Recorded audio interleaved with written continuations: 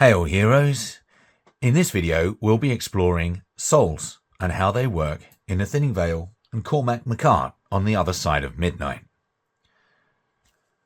When you confront an enemy in the game, like the Marabao footman, there is a symbol in the bottom right hand corner, and that symbol is the symbol for souls.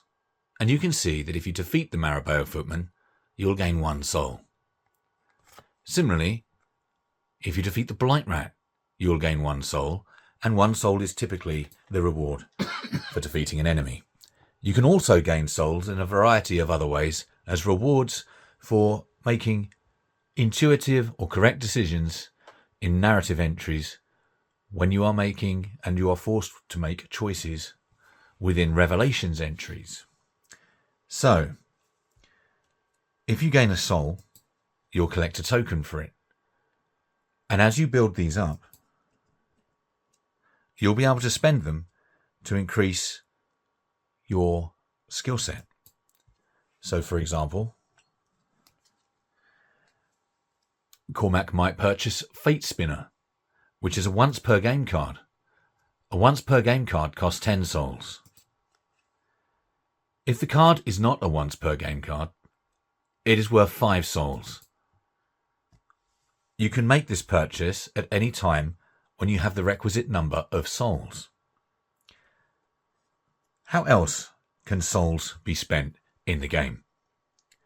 Well, a soul can be spent to re-roll a test, any test, including a test to survive in the twilight, to resist the urge to go into the light, and to force your soul back into your body.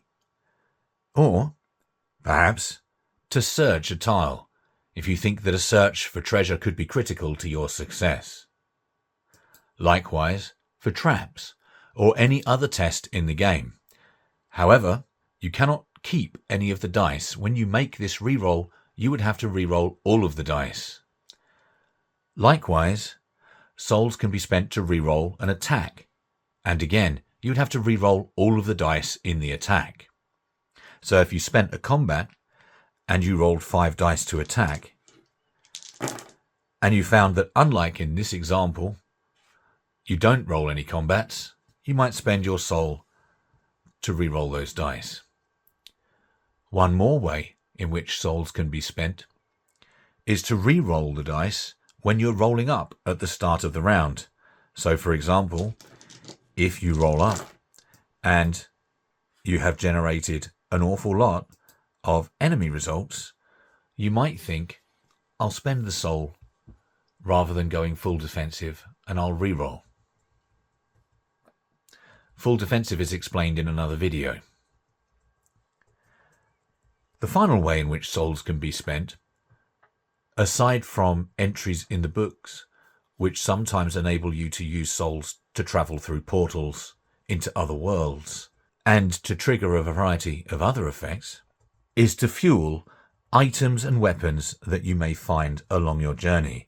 So you could discover an artifact or a relic blade, and that blade's effects may be more deadly if they're fueled with a soul.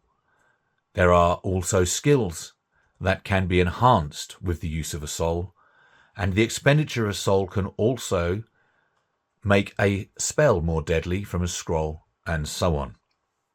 And in this way, souls are very much a currency in the game. Thank you for your time.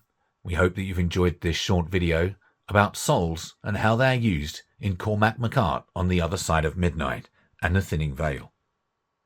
Bye now.